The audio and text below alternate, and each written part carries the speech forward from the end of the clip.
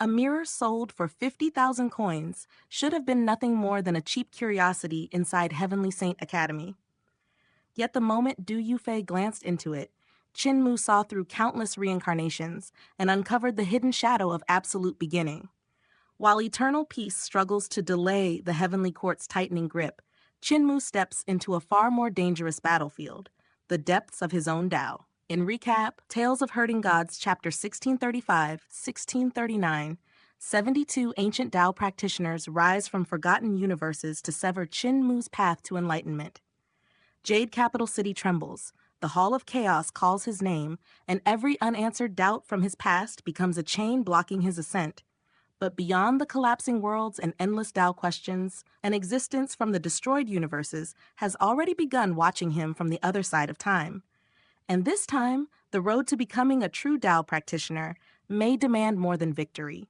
It may demand abandoning the future itself. The most dangerous trap in cultivation is not always a sword aimed at your heart. Sometimes it is a technique you willingly cultivate. Sometimes it is a realm you proudly step into.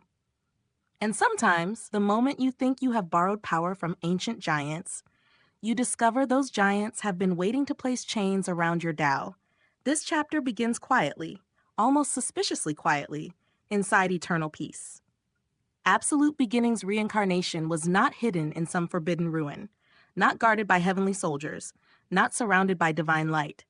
One of his hidden vessels was a student named Du Yufei, living an ordinary life inside Heavenly Saint Academy, and that ordinary disguise is exactly what makes him dangerous. Heavenly Saint Academy had already become extremely cautious over the years. Eternal peace was under constant pressure from Heavenly Court, so every new scholar had to be investigated carefully. Background, family, soul origin, personal history, all of it had to be checked. Du Yufei passed every test. On paper, he was clean. In the academy, he was forgettable. Among the scholars, he was neither talented enough to be admired nor useless enough to be mocked. He was the kind of person the world easily overlooks. And in Xianxia, that is often the best hiding place for a monster. One day, while Du Yufei was heading to class, a scholar appeared in the academy selling a so-called ancient divine mirror. He loudly claimed it came from a tomb of the High Emperor era, and he offered it for a ridiculous price. To the other students, this was just another academy spectacle. Heavenly Saint Academy still carried the old flavor of Heavenly Saint sect, half orthodox school, half chaotic marketplace, with cultivators who could turn any treasure into a street stall business. But the moment Du Yufei glanced into that mirror, his secret was already lost. Qin Mu had come disguised as the seller. That mirror was not a random treasure. It was a net. It was a soul-hooking divine art. It was bait laid directly in the path of Absolute Beginning's reincarnation. With one reflection, Qin Mu captured the traces of Du Yufei's reincarnations, his techniques, his Tao paths, and the structure of the treasure palaces he had cultivated. This is classic Qin Mu. He does not only fight with divine arts, he fights with timing, disguise, psychology, and information warfare. He understands that against someone like Absolute Beginning, brute force is not enough. You must expose the hidden pieces on the board before the true battle begins. And what he discovers is important. Du Yufei and Yan Duxing had each cultivated only part of Absolute Beginning's hidden inheritance. The treasure palaces were split between them. That tells us Absolute Beginning is not merely cautious. He is paranoid in the way only an ancient ruler can be. He knew that if one reincarnation carried everything, someone like Qin Mu might discover the whole secret at once, so he divided the risk. But Qin Mu still found the thread. After obtaining what he needed, Qin Mu returned to the heavenly palace above the surging river and began completing the 14 treasure palaces he had previously lacked. On the surface, this looks like cultivation progress. But beneath the surface, it is far more dangerous. Because the 72 treasure palaces of the ancestral court's Jade Capital City are not neutral structures. They are inheritances left behind by Tao practitioners from past universes, terrifying beings who survived the destruction of entire cosmic eras. Their palaces are not just architecture. They are marks of authority, channels of power, and lingering claims over anyone who uses them. So when Qin Mu finally completed the missing palaces, something ancient awakened. Power surged toward him from beyond the present age, from the 16 destroyed universes of the past. In the chaos, Qin Mu sensed 72 immense figures standing beneath Tao trees, their Tao fruits glowing like the condensed achievements of worlds long gone. They could not fully cross into the present, but their voices could. And their message was simple. Qin Mu had cultivated their system, borrowed their power, and therefore fallen into their control. Because he had stepped onto their path, they believed they could stop him from attaining Tao. This is one of the deepest cultivation conflicts in Tales of Hurting Gods. The question is not merely who has stronger magic power. The question is, whose Tao are you walking? If a cultivator borrows another person's road, then no matter how far he goes, he may only arrive at another person's destination. That is the hidden horror behind Jade Capital City. It offers strength, structure, and advancement, but inside that advancement may be a cage. And Qin Mu knows this. He has already seen the trap of Lingxiao Hall and the Emperor's throne realm. He understands that old cultivation systems often contain old chains. The more glorious the inheritance, the more dangerous the price. But Qin Mu is not trying to become another obedient heir of the ancestral court. His goal is different. At the center of his own Jade Capital City, hidden in chaotic Qi, there is a hall that belongs to his own path. It is not the traditional Lingxiao Hall. It is not the throne prepared by ancient powers. It is a realm formed from his own understanding of cosmic birth and destruction, from his own Overlord Body 3 elixir technique, and from the life and death tribulations he has endured. That hall is his destination. That throne is his Tao. And the 72 ancient Tao practitioners? Qin Mu sees them not as masters, but as stepping stones. Inside his spirit embryo divine treasure, the battlefield erupts. The shadows of the 72 Tao practitioners emerge from their treasure palaces. Behind them rise Tao trees, and on those trees hang Tao fruits that carry the rhythm of ancient great Taos. This is not a normal fight. These are not full living bodies, but even their projections possess horrifying authority. Each shadow represents a completed path from a vanished universe. Each palace carries the weight of an era. Yet Qin Mu's own inner universe answers. The ancestral court, Xuandu, Yudu, Heavenly Yin, the ruins of End, the 5 great mineral veins, all the foundations of his divine treasures system begin to resonate. Saints appear, Tao sounds roar, multicolored light surges into his primordial spirit, and this contrast matters. The ancient Tao practitioners rely on the old Jade Capital structure. Qin Mu draws power from the universe he built inside himself. That is why his cultivation path is so rebellious. He is not simply climbing a ladder left by predecessors. He is building an entire cosmos around his own Tao heart. The first ancient shadow attacks with a terrifying blade of great Tao, like a force meant to cut through time itself. Qin Mu meets it head-on, shattering the attack with his own fist. And then he makes his position clear. He is not borrowing their power, he is taking it. That one idea flips the entire power relationship. The ancient beings believed Qin Mu had entered their system and become dependent on them. Qin Mu believes they have exposed themselves by connecting to him. Their palaces are no longer chains around his neck. They are resources inside his furnace. He destroys the first projection. He bows, and the shadow collapses. The Tao tree breaks. The Tao fruit shatters. But nothing is wasted. His world tree absorbs the Tao light. The ruins of End devours the chaotic remnants. His cultivation rises instead of being suppressed. This is Qin Mu's most frightening trait. He turns danger into fuel. He turns traps into opportunities. He turns the authority of ancient beings into nourishment for his own path. Then he moves on. Against the second Tao practitioner's projection, Qin Mu unleashes the power of the 31 heavenly Tao realms and the 5 suns united. When the enemy barely withstands the strike, Qin Mu changes angles instantly, turning his hand into a blade and cutting down the projection before crushing its Tao tree shadow. Again, the world tree and the ruins of End absorb everything. This is not just a battle, it is a robbery of Tao. And then Qin Mu says something that pushes the conflict even further. He does not only want to attain his own Tao, he wants to return to the prehistoric universes. He wants to go back to their eras, meet these ancient Tao practitioners in person, and settle accounts with them face to face. That statement is pure Qin Mu. Other cultivators would tremble before the remnants of beings who survived cosmic destruction. Qin Mu treats their threat as an invitation. If they dare interfere with his future, then one day he will walk into their past. That is heaven-defying resolve at its sharpest. By the end of the chapter, Qin Mu has already crushed another ancient projection, proving that the 72 palaces may not be the prison their creators imagined. But the danger is not gone, because these are only shadows. The true Tao practitioners still exist across the river of destroyed universes.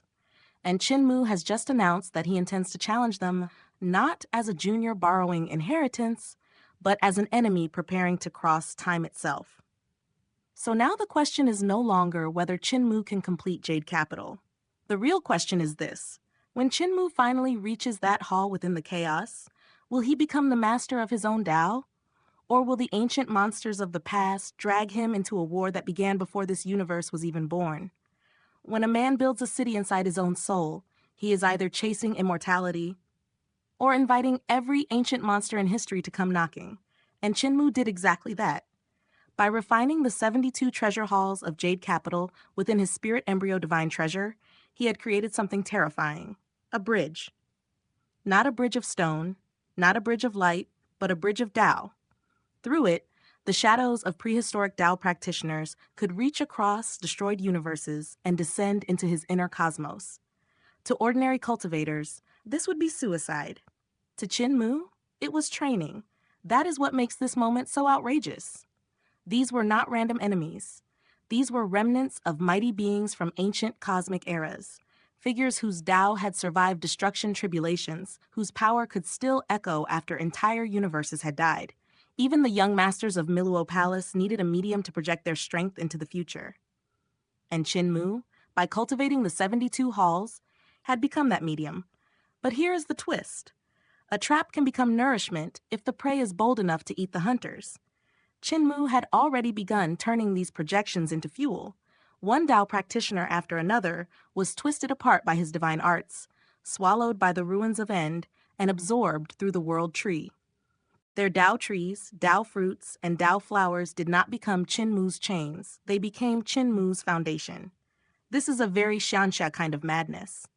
Most cultivators fear contamination from ancient powers. Qin Mu studies them, invites them in, fights them inside his own universe, and then refines them into his own path.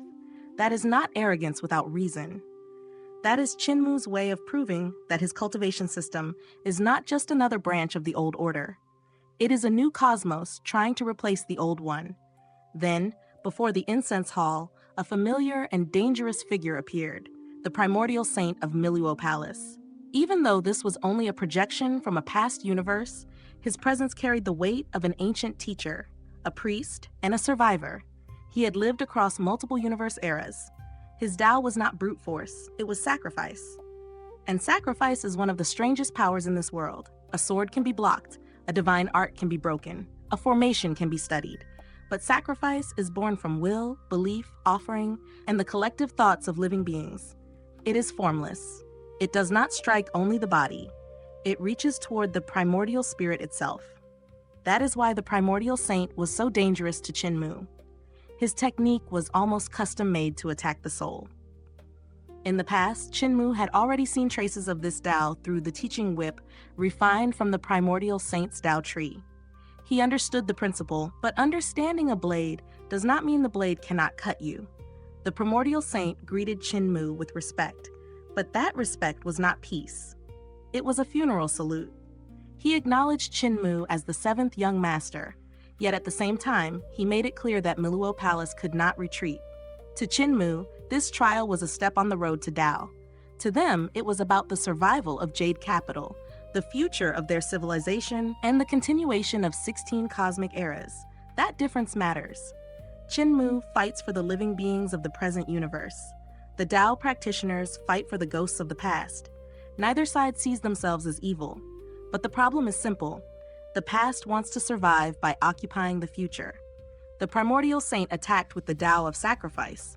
His Tao tree, Tao fruits, and Tao flower erupted with markings and chains, forming a terrifying sacrificial altar.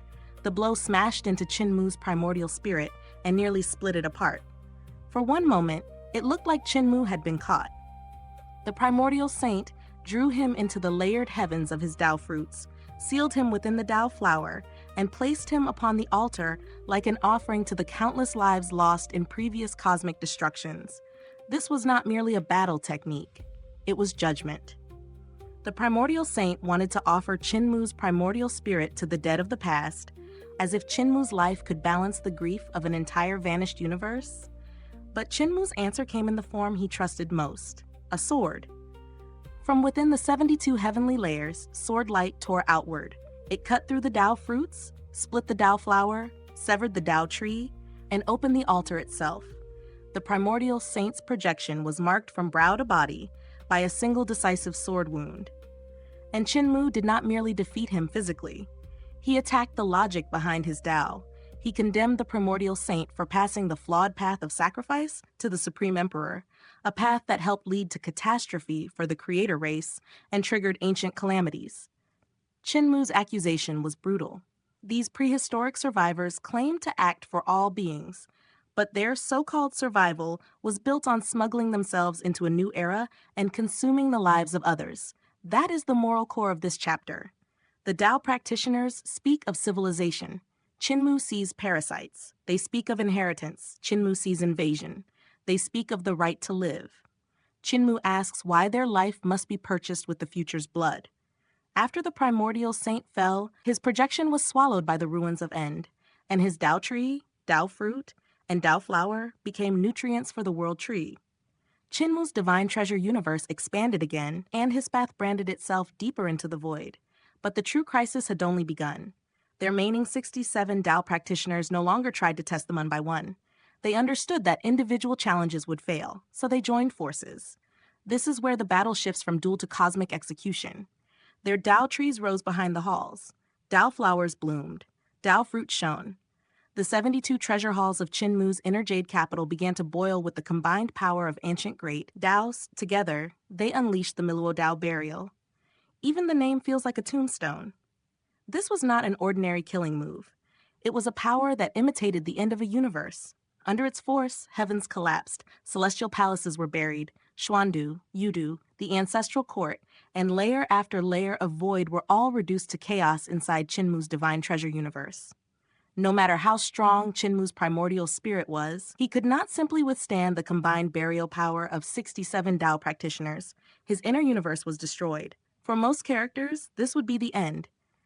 In Shansha terms, losing the inner universe is not like losing a weapon. It is losing your foundation, your cultivation structure, your future path. The spirit embryo divine treasure is Qin Mu's heaven-defying system, the core of his entire philosophy of cultivation. And yet, amid the chaos, two things remained: the world tree and the hall of chaos. This is why Qin Mu's path is so frightening. His system is not only built for growth, it is built to survive destruction and use destruction as part of its cycle. The world tree stands like an axis of creation. The ruins of End devours. The hall of chaos remains as the condensed form of his life's great Tao. The Tao practitioners realized the danger too late. If Qin Mu's hall of chaos still existed, then he had not truly been erased.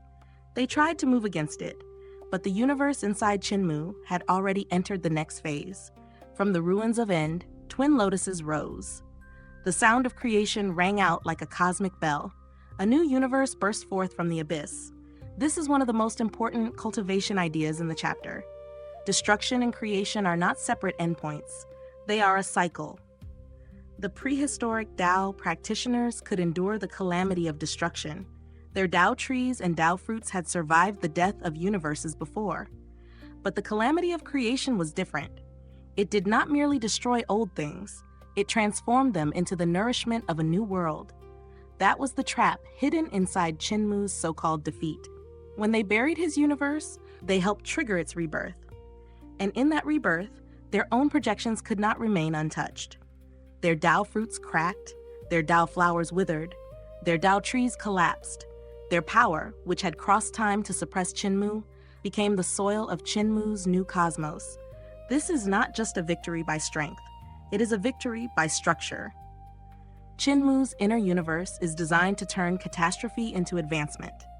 The more these ancient beings pour their power into suppressing him, the more material they provide for his transformation. They are fighting a man whose cultivation path treats apocalypse as a refining furnace. When the bell of creation faded, Jade Capital was left in ruins. Some Tao practitioners had not yet fully vanished, but they had lost the strength to continue. Qin Mu walked among them like a survivor passing through the battlefield after a storm. One of them, Primordial Lord Nanxiang, grabbed his ankle and voiced the most painful truth of the losing side. They, too, wanted to live. And Qin Mu's response was cold, but not heartless. He did not deny their right to exist. He denied their right to survive by sacrificing the present universe. That distinction is everything.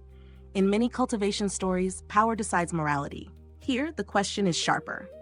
Does an ancient civilization, no matter how glorious, have the right to overwrite a younger age? Can the dead demand the living step aside?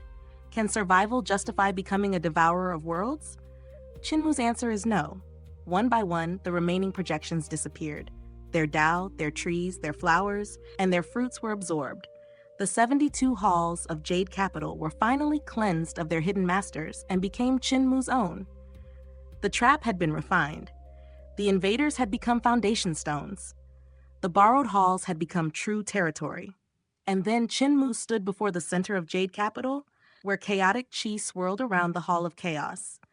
This hall was not inherited from Miluo Palace. It was not a relic stolen from a dead era. It was formed from Qin Mu's own great Tao, condensed from his life, his choices, his rebellion, and his understanding of the universe. Now, strengthened by the power of the fallen Tao practitioners, he finally had enough force to take the next step. He walked into the chaos. And that ending is the real thunderclap of the chapter. Because Qin Mu has not merely survived another ambush, he has proven that the old universe cannot easily bury him. The Tao practitioners tried to turn his future into a tomb, but instead, they opened the gate to his next transformation. The question now is not whether Qin Mu can withstand the ancient powers. The question is what kind of being will emerge after he enters the Hall of Chaos. Will he become a true master of his own Jade Capital? Or has she just stepped into Arium where even the ghosts of 16 universes are no longer qualified to judge him? The most dangerous enemy Qin Mu faced here was not a prehistoric Tao practitioner. It was not a killing formation, not a divine art, not even the combined hatred of the 72 halls. No. This time, the blade pointed at him came from his own unfinished path. After surviving the terrifying Miluo Tao burial, Qin Mu understood something chilling. That joint attack had clearly been designed to restrain him. Ordinary divine arts, ordinary techniques, ordinary paths of cultivation, before that strike, all of them would have been sealed, crushed, or rendered useless. If the battle had happened outside his own universe of divine treasures, even Qin Mu might have been left gravely injured for centuries. But inside his own domain, with the lotus of ruins already planted, and life and death unified within his cultivation system, those ancient apparitions had miscalculated. They tried to bury him with Tao. Instead, they attacked him in the one place where he was closest to being master of all rules, and yet Qin Mu did not celebrate for long, because the very fact that so many hall masters wanted him dead revealed a brutal truth. In the prehistoric universe, Heavenly Venerate Mu was not welcomed as a savior, a genius, or a respected guest. To them, he was a problem, a threat, a strange variable that should not exist. And this is important. Qin Mu often walks through danger with jokes, curiosity, and that almost shameless confidence of his. But beneath the humor, the larger world is slowly deciding that he is too dangerous to be allowed to grow. Then he arrives before the Hall of Chaos. But the hall does not greet him with a road.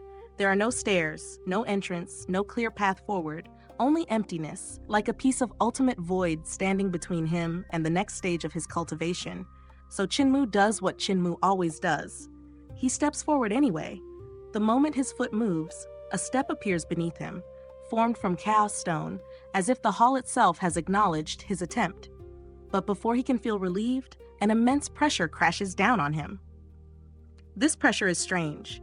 It feels like the might of the Hall of Chaos, but also like Qin Mu's own power turning against him, as though the hall is not trying to crush him from the outside, but forcing him to confront the weight of himself. Then comes the true test. A Tao question echoes in his ears, and the voice asking it is his own. This is where the chapter becomes fascinating. The Hall of Chaos is not merely testing strength. It is not asking how much magic power Qin Mu has, how sharp his sword is, or how many divine arts he can unleash. It asks him questions from the path he once walked but never fully completed. In cultivation, power is not only accumulation. It is understanding. It is clarity. It is whether your Tao heart can stand when the world asks, "Do you truly know what you claim to know?" Qin Mu tries to move forward without answering, and immediately the path refuses him. No second step appears. The pressure grows heavier. The meaning is clear. You cannot skip this. You cannot laugh your way past it. You cannot rely on tricks, treasures, or the universe of divine treasures. If you want to enter the Hall of Chaos, you must answer what you once avoided. The Tao question is not ordinary speech. Human language, God language, devil language, none of them can fully contain the meaning of Tao. Tao language is different. It is the tongue of those who have touched the deepest truths of paths, skills, and divine arts. It leaves little room for misunderstanding, and among supreme existences, it becomes the most direct way to communicate. But Tao language can also become a weapon. A Tao question can strike the mind more sharply than a sword. If the opponent's Tao heart is flawed, the question can drag them into doubt, denial, and collapse. Qin Mu has suffered from this kind of attack before. Heavenly Emperor Vast Heaven once used a similar method against him. But the Hall of Chaos is more terrifying because its questions are not random attacks. They are Qin Mu's own unpaid debts. Problems he once noticed but did not solve. Questions he pushed aside because the world was too busy, too chaotic, too full of enemies and emergencies. And honestly, this is one of the most human details about Qin Mu. He is brilliant, but he is also restless. He sees secrets others cannot see, but his curiosity often leaps from one mystery to another. He digs up treasures, uncovers forbidden truths, breaks ancient systems, and then leaves half the problems behind because something more urgent appears. Someone once compared him to a silly roe deer, and the image fits perfectly. Clever, curious, fearless, but sometimes too easily distracted. Now the Hall of Chaos demands payment. The stone beneath his foot begins to crack. Pieces break away and vanish into nothingness. The pressure rises. Qin Mu has no choice but to think deeply, stripping away distraction until only the question remains.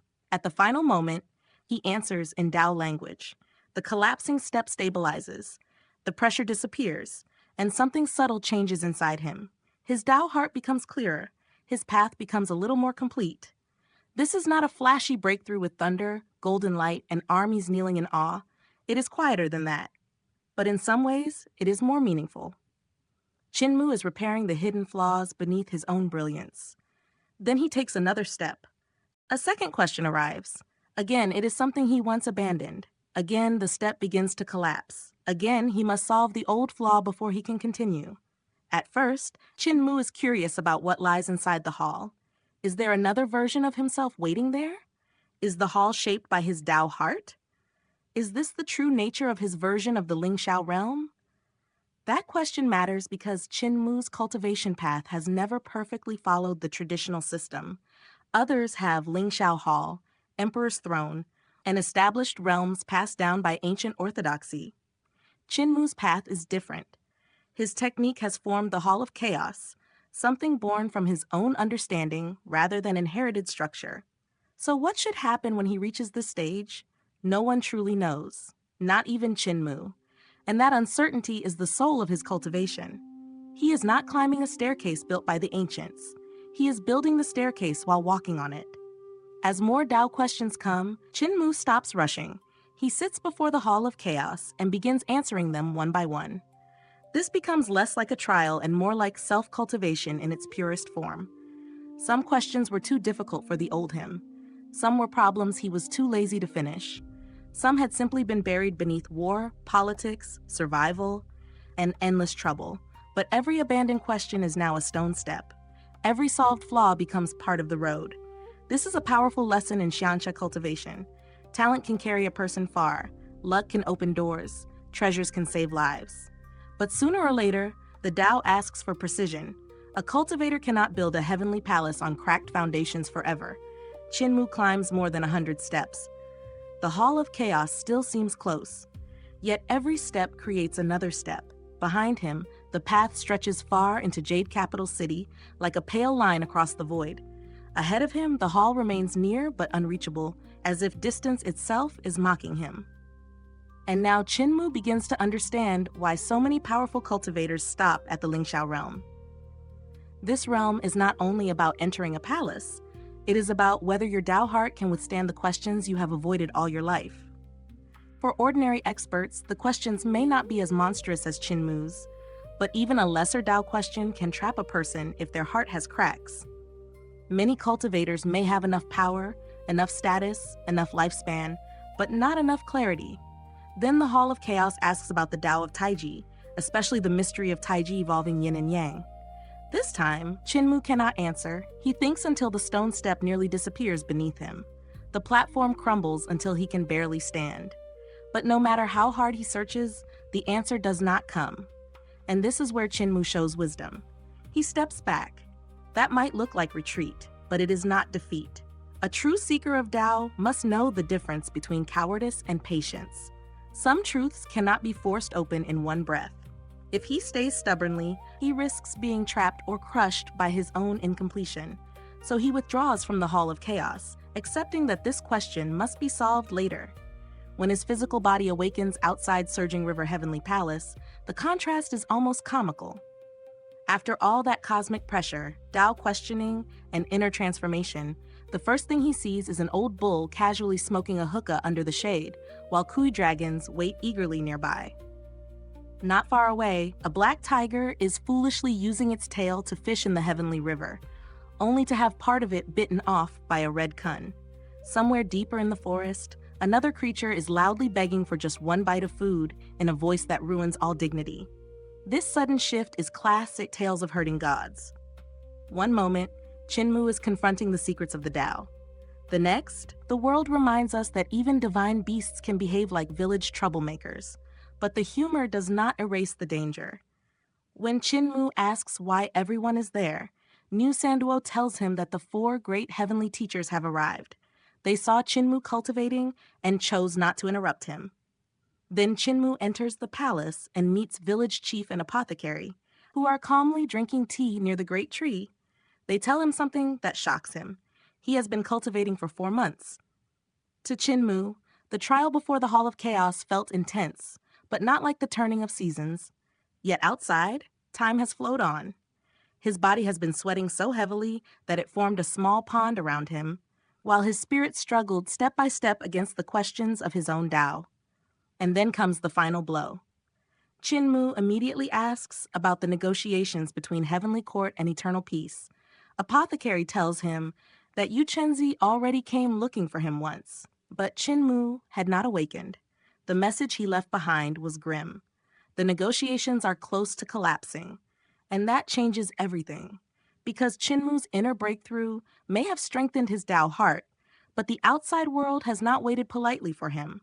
While he was repairing the hidden flaws in his cultivation, the political balance between Heavenly Court and Eternal Peace was falling apart. This chapter, then, is not just about cultivation. It is about timing.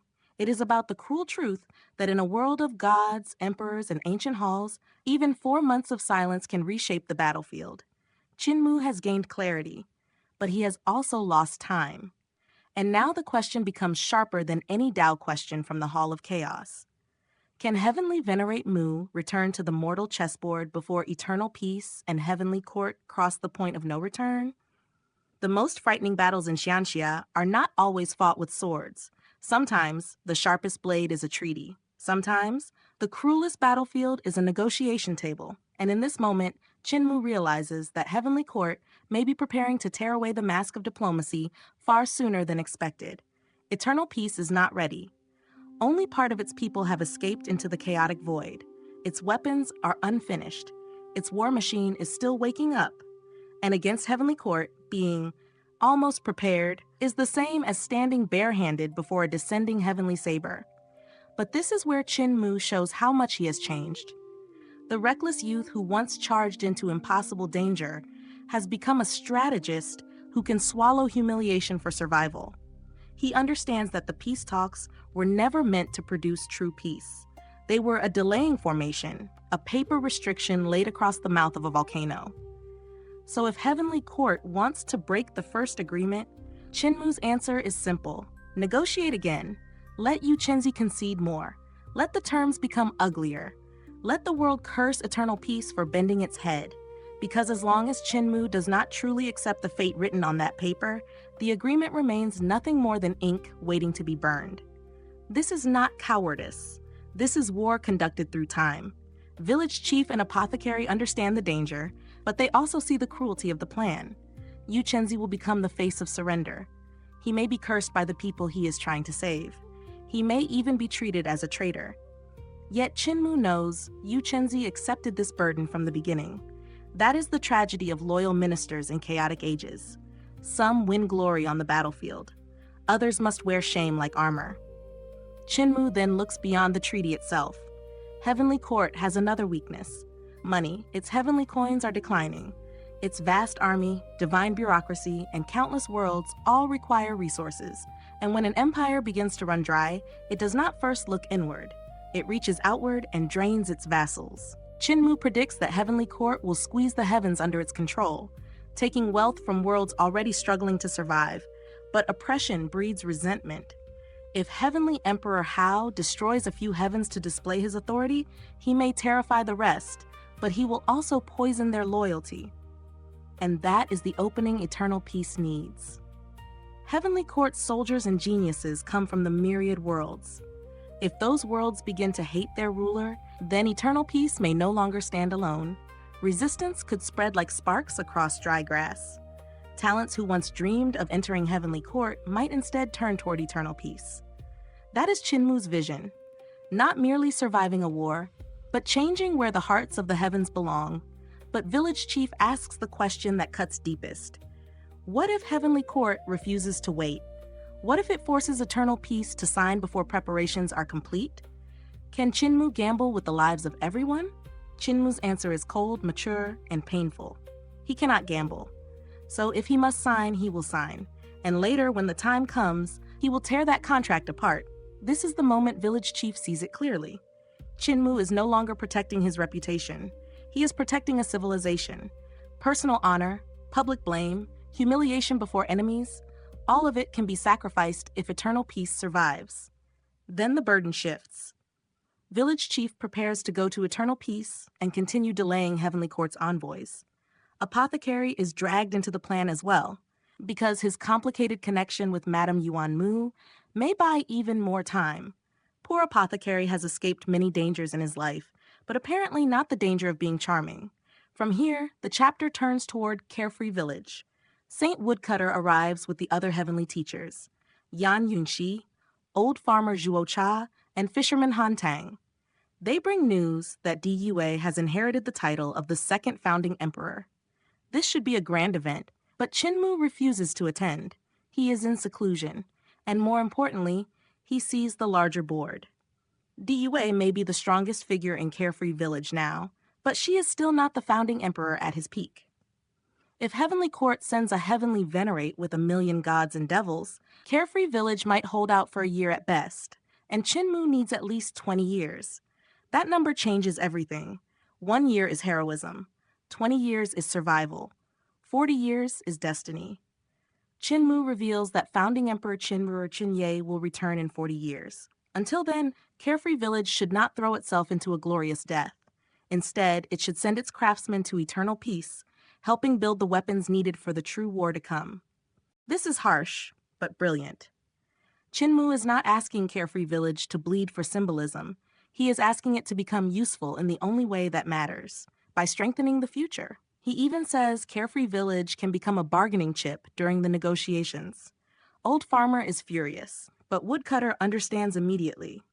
In this kind of conflict, even pride must become a resource. Then comes a lighter but revealing moment. Woodcutter asks whether Qin Mu received his wedding gift, hoping it helped repair a weakness in Qin Mu's cultivation technique. Qin Mu teases him, almost provoking the old teacher into reaching for his axe. Then Qin Mu casually says that even all 4 heavenly teachers together could not withstand one move from him. Arrogant? Maybe, but also true enough to sting. Still, Qin Mu has not called them useless. He has a problem even he cannot solve. He presents a Tao question from the Hall of Chaos, involving the evolution of the Taiji path, the the transformations of yin and yang, and the hidden logic beneath creation. This is where the chapter becomes more than strategy. It becomes a celebration of eternal peace's greatest weapon. Not divine bloodline, not ancient authority, but knowledge. Old Farmer barely understands the abstract language and grumbles that martial arts are simpler. Fisherman Han Tang, Yan Yunxi, and Woodcutter begin to think. Each brings a different foundation: yin-yang cultivation, formations, miscellaneous learning, reform-era scholarship. At first, even they are stuck. Then Woodcutter suggests a breakthrough. Use yin lines and yang lines like 0 and 1, turn the mystery of yin-yang evolution into a form of calculation. Yan Yunxi seizes the idea and solves it. This is a wonderful detail, because it shows the spirit of eternal peace reform. Ancient Tao is not worshipped from afar. It is studied, translated, calculated, and made usable. The mysterious becomes a system. The sacred becomes a method. Qin Mu answers the Tao question, and his primordial spirit advances one step higher on the stone stairs of the Hall of Chaos. But the next question appears. This one concerns the Tao of Taisu: form, substance, and body, the transformation of existence before it fully settles into reality. Even Qin Mu cannot easily solve it. Again, the four heavenly teachers cannot answer. And then Woodcutter offers the most important advice of the chapter. Why rely only on 4 people? If Qin Mu cannot solve the Tao alone, then let the world help him. This is the true heart of the chapter. Qin Mu realizes that eternal peace's wisdom is not stored in one genius. It is spread across countless scholars, gods, reformers, and young talents. If one mind cannot climb the path, then 10,000 minds can carve steps into the mountain. So he creates a divine mirror that records the Tao question and sends it to Eternal Peace's Wen Tao College. What follows is almost like a cultivation festival. Students, scholars, famous experts, and rising young gods gather around each new mirror. One group solves the Taisu question and brings the answer back. Qin Mu advances. A new question appears. The mirror returns to the academy. Then Supreme Beginning himself comes after hearing one of the questions, takes the mirror, and solves it. Shu Mengqing solves another, helped by knowledge from his father. Eternal Peace, Imperial Preceptor arrives, hears a question, and calmly takes it away. Confident he can answer, again and again, the mirror travels between Surging River Heavenly Palace and Wen Tao College.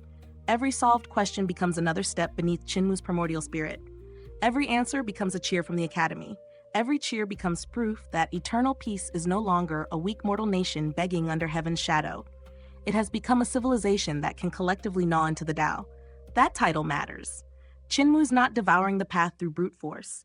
He is nibbling through it piece by piece, question by question, mind by mind. His cultivation advances because the world behind him advances.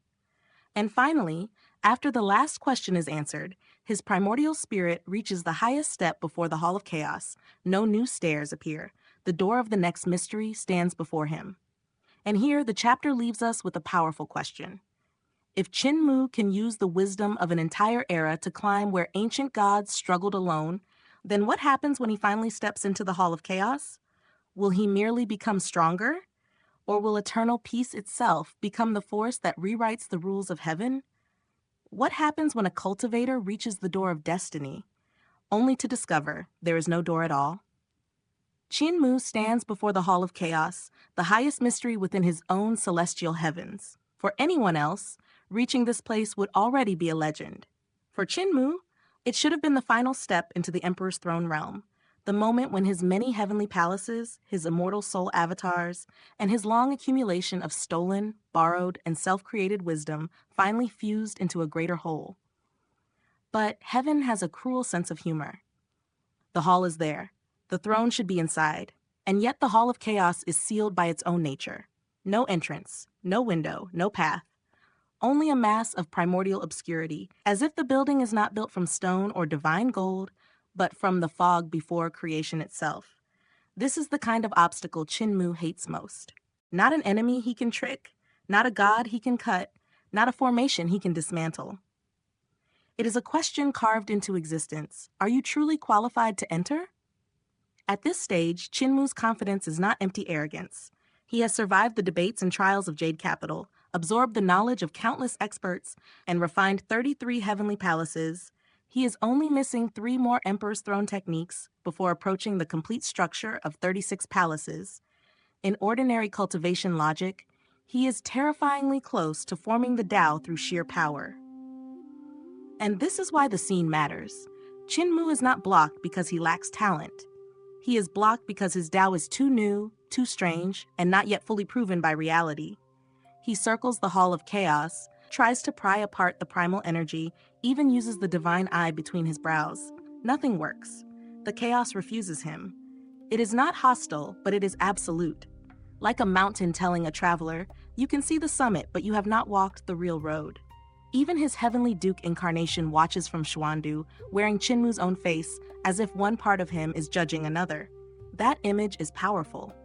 Qin Mu has built a cosmic system inside himself, yet even within his own universe, there remains a forbidden place he cannot command. Then the impossible happens. From within the chaos, a voice arrives. Not an ordinary voice, not speech carried by air, but Tao language itself. Each phrase seems to move with the rhythm of primordial creation. When it speaks of chaos, chaos turns. When it touches simplicity, the ancient Tao responds. When it invokes the beginning, the breath of the beginning is hidden inside the sound. A figure wrapped in purple radiance walks out from a place that should not connect to the present. And this is where the chapter reveals its true scale. This visitor is not simply entering Qin Mu's hall. He is crossing the ruins of universe epochs. He comes through the great destructions of the past.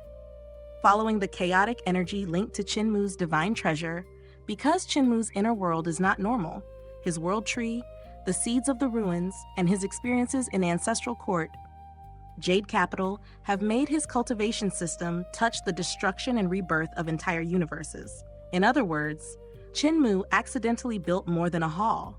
He built a signal fire at the end of time. And someone from a destroyed epoch saw it. Think about how frightening that is. Countless beings in those ancient calamities struggled beneath universe-ending storms. Tao practitioners guarded themselves with Tao trees. Even Jade Capital survived above the destruction like a forbidden monument. But now, because of Qin Mu, another thing appears in that apocalyptic sky. The shadow of the Hall of Chaos. To any supreme existence watching from the past, that would be impossible to ignore. The figure asks about Qin Mu's universe, and Qin Mu explains that the 17th Ik has not yet faced its final destruction. He also reveals the strange foundation of his path, the world tree, the ruins, and the knowledge gathered from Jade Capital. The visitor understands immediately. He sees that Qin Mu's achievement is not just the result of luck, but of a mind willing to combine things no orthodox cultivator would dare place together.